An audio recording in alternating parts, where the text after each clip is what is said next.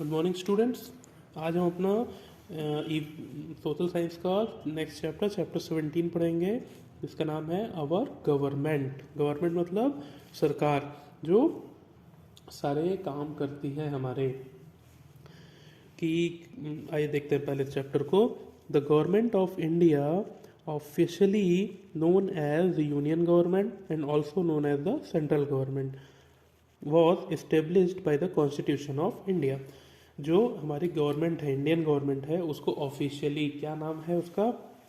Union government. और जिसको हम और किस नाम से जानते हैं? Central government.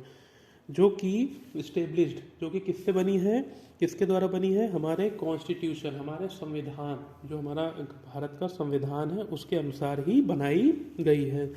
It is the governing authority of A union of 29 state and 7 union territories.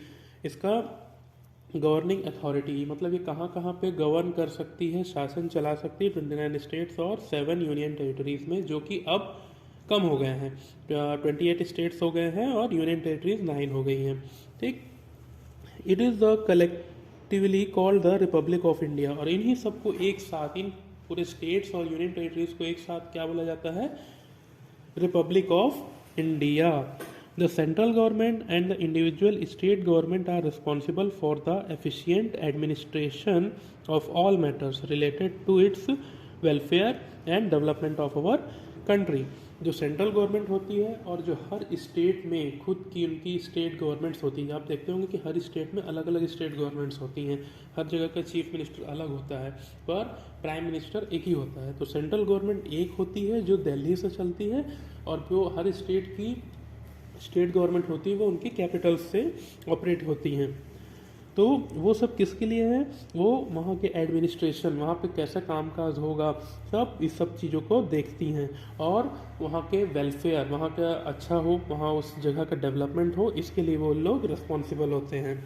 The central government governs the whole country while the state government looks after the welfare of its own state.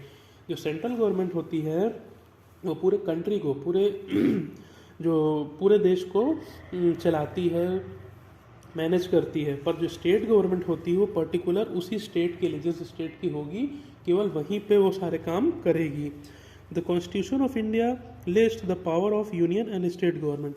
जो हमारा जो constitution है, हमारा जो संविधान है, उसने हमें गवर्नमेंट को पावर दी है कि वो यूनियन गवर्नमेंट किस चीज़ पे काम करेगी और स्टेट गवर्नमेंट किस चीज़ पे काम करेगी, उसको हम लिस्ट बोलते हैं।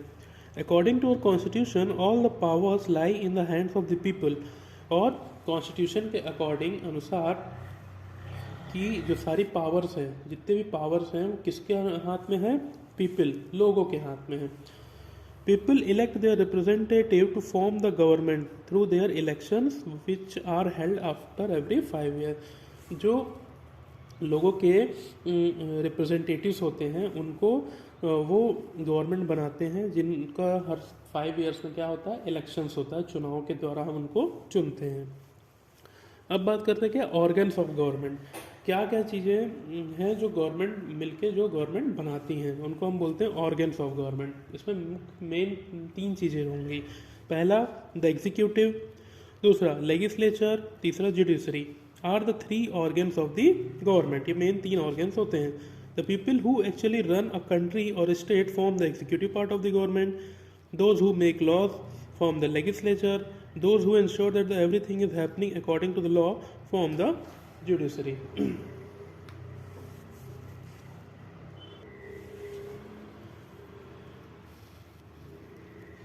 The executive, जो लॉज बनाते हैं वो कहलाते हैं लेजिस्लेचर। जो ये देखते हैं कि जो सारे काम हैं वो प्रॉपरली हो रहे हैं कि नहीं, तो वो क्या कहलाते हैं? एग्जीक्यूटिव। और अगर कोई गड़बड़ी होती है तो हम कहाँ देखते हैं? तो वो देखता है कौन? Judiciary. Organs of government,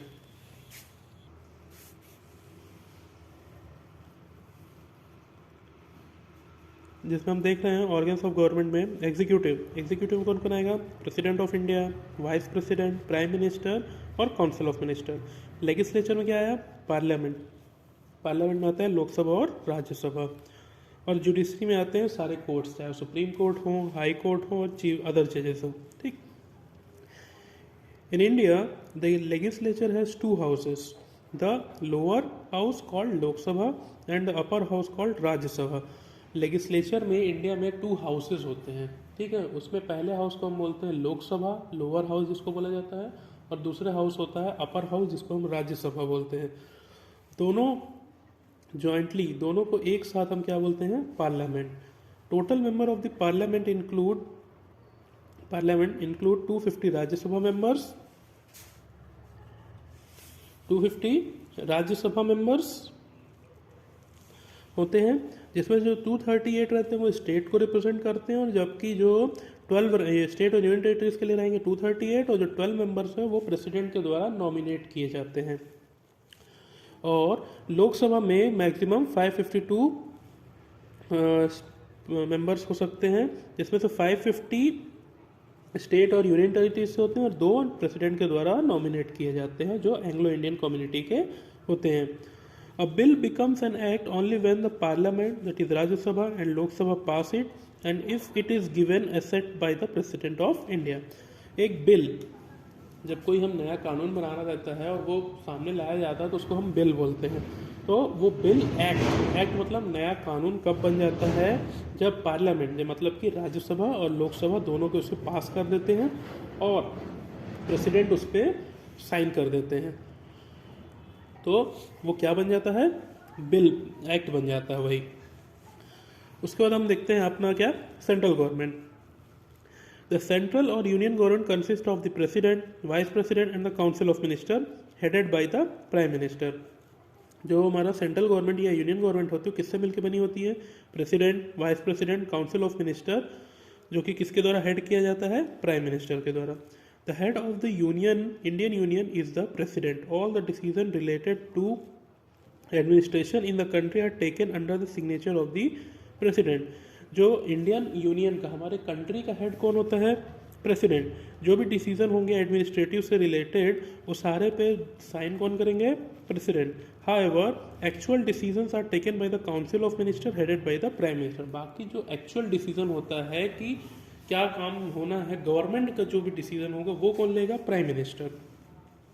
the president of India is elected by the member of 2 houses of parliament and state legislature assemblies. The president must be a citizen of India and must not be less than 35 years of as.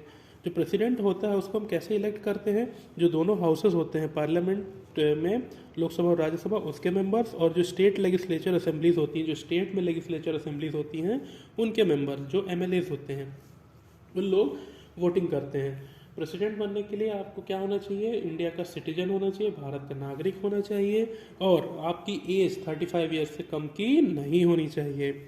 People of India elect the member of Lok Sabha. The candidate must be citizen of India and must not be less than 25 years of age. जो लोकसभा के members हैं उसको हम मतलब लोग, people, जो India की government, India के जो लोग हैं उन लोग इलेक्ट करते हैं, और जो लोकसभा में इलेक्ट होंगे उनकी जो एज है वो 25 ईयर्स से कम की नहीं होनी चाहिए। The political party